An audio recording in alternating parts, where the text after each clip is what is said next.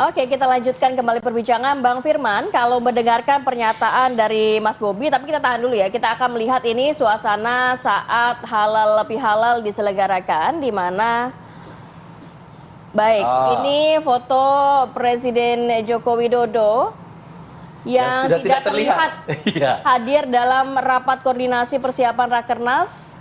Ini yang diselenggarakan di Sumatera Utara ya? Iya, yang dicopot foto Pak Jokowi doang gitu. Fotonya Pak Jokowi tidak ada. Oh, ini kan sempat dinyatakan bahwa fotonya jatuh kabarnya. Boleh nanti Bang Firman mengkonfirmasi apakah memang dicopot atau memang jatuh atau apa? Apa memang sikap semua di DPP atau DPC begini atau gimana? Komentar sedikit boleh Bang Firman terkait foto Pak Jokowi yang tidak ada di situ.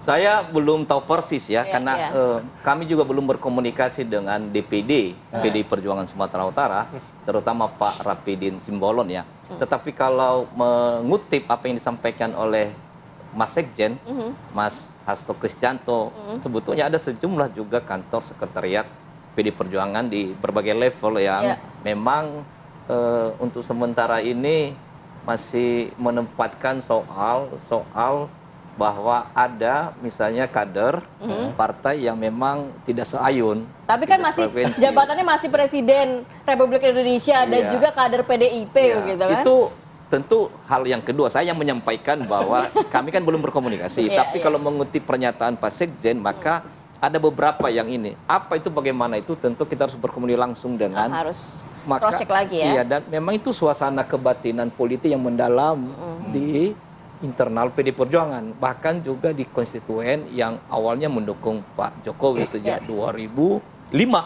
di Solo, kemudian 2012 di DKI Jakarta, 2015-19. Nah, seperti yang kami sampaikan tadi, Mas Umam ya, sikap pendirian pernyataan yang disampaikan Pak Ganjar Pranowo itu pada dasarnya memang tentu tidak secara formal institusi kepartaian, karena beliau tunduk dan patuh pada sikap pendirian partai.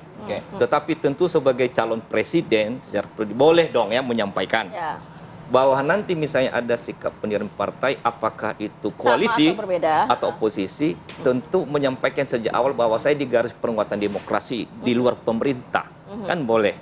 Misalnya tidak menjadi pejabat struktural, pejabat negara, dan pemikiran, sikap pemikiran etis moral bernegara Pak Ganjar ini sesungguhnya kalau kami boleh sampaikan merefleksikan, menunjukkan kalangan banyak suasana kebatinan di internal PD Perjuangan. Gitu. Kayaknya Mas Firman sudah cukup banyak mengatakan suasana kebatinan di internal nih ya. Kami relatif mengetahui itu karena kami juga ke daerah-daerah. Bahkan hati-hati sekali menyusun kata-katanya dari tadi. Tapi respon terhadap pernyataan Mas Bobi yang menyatakan bahwa sebenarnya kalau dari Golkar ataupun dari koalisi Pak Prabowo ini sangat terbuka lebar kok, berharap juga PDIP bisa masuk ke dalam koalisi nantinya.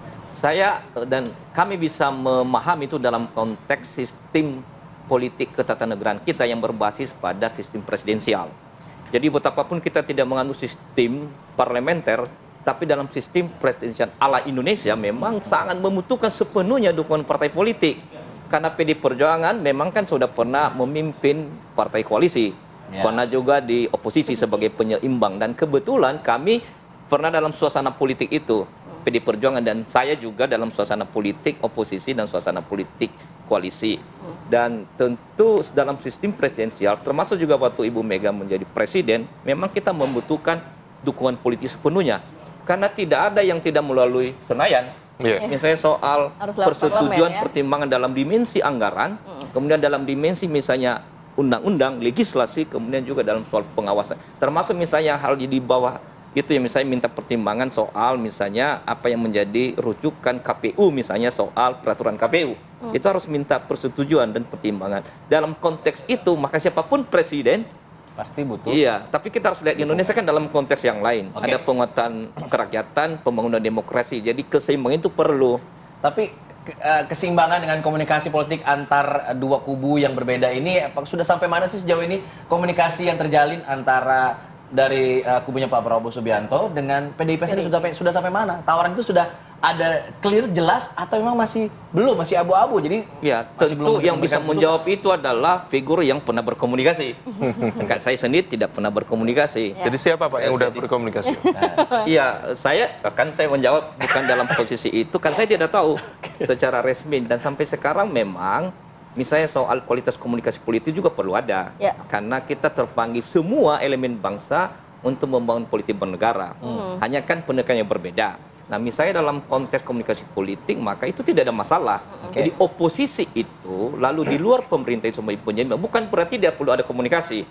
Misalnya juga PD Perjuangan waktu menjadi partai di luar pemerintah sebagai penyeimbang, juga ada banyak mendukung garis kebijakan pemerintah. Dalam ini kepemimpinan presiden. Jikalau program dan kebijakan itu pro rakyat, baik, pro demokrasi, pro kesejahteraan, itu tidak masalah. Karena kita kan tidak menganut sistem demokrasi parlementer. Ya. Apalagi dalam sistem konstitusi kita tidak ada misalnya terminologi soal oposisi. Demikian juga dalam sistem presidensial. Itu tidak ada. Jadi komunikasi juga perlu, tapi jangan dipandang itu bahwa sudah selesai. Dan jangan diletakkan itu bahwa keputusan sudah selesai. Tapi bukan berarti ini kita juga berdiam diri ya.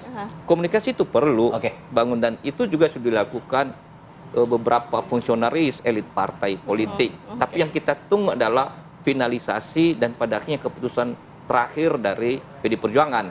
Yang dalam ini di satu barisan kepemimpinan di Ibu Megawati Soekarno Putri.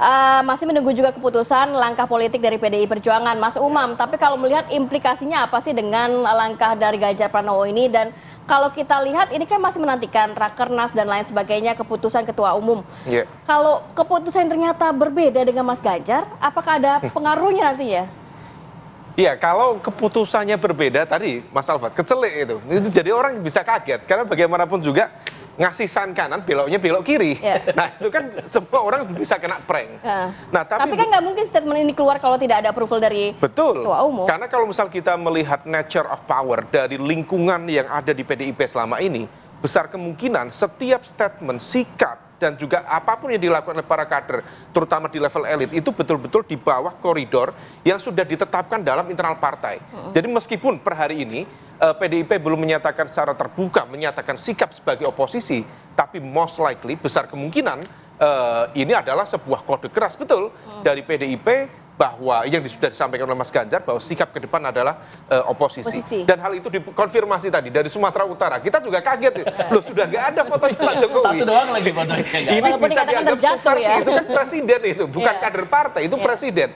Nah, oleh karena itu ini menjadi sebuah tantangan. Meskipun kalaupun ada komunikasi politik, tadi disampaikan Pak Firman, kalaupun ada tawaran, besar kemungkinan bukan dialamatkan kepada Mas Ganjar.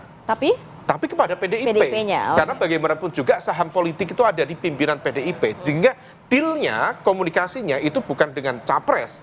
Karena mesin politiknya adalah ketua umum, dan kemudian disitulah kemudian negosiasi, kompromi akan dilakukan. Mas Bobi, dengan deklarasi dari Ganjar ini, apakah kemudian ini menjadi, ya sudah, pintunya tutup saja untuk PDIP, atau memang masih ada terus nih usaha-usaha untuk coba menggoda PDIP mendukung pemerintahan Prabowo Gibran? Jadi Mas Alfat, itu bukan yang menggoda, tapi saya rasa yang paling utama adalah platformnya itu.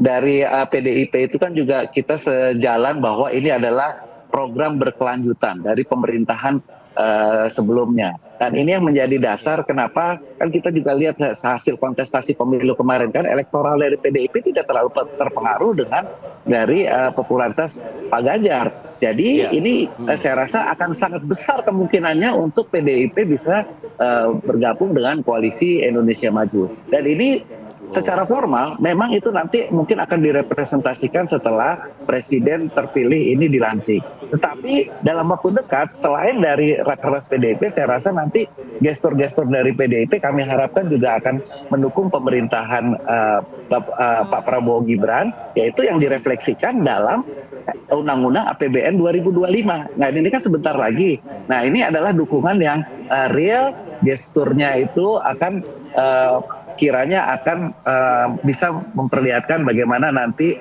kita juga sebesar ingin untuk semakin banyak yang bergabung dengan koalisi Indonesia Maju. Jadi sebelum nanti presiden terpilih, dukungan-dukungan itu kan juga nanti kan bisa bentuknya macam-macam lah, dan komunikasi-komunikasi intens saya rasa akan terus berlanjut sampai sebelum presiden terpilih dilantik. Dan ya tetap besar harapan kami untuk semakin banyak partai-partai yang bergabung, dan ini akan mempercepat semua keputusan-keputusan politik untuk melakukan hal-hal pembangunan di periode berikutnya. Menarik ya apa yang dikatakan Mas Bobi, Mas Umam.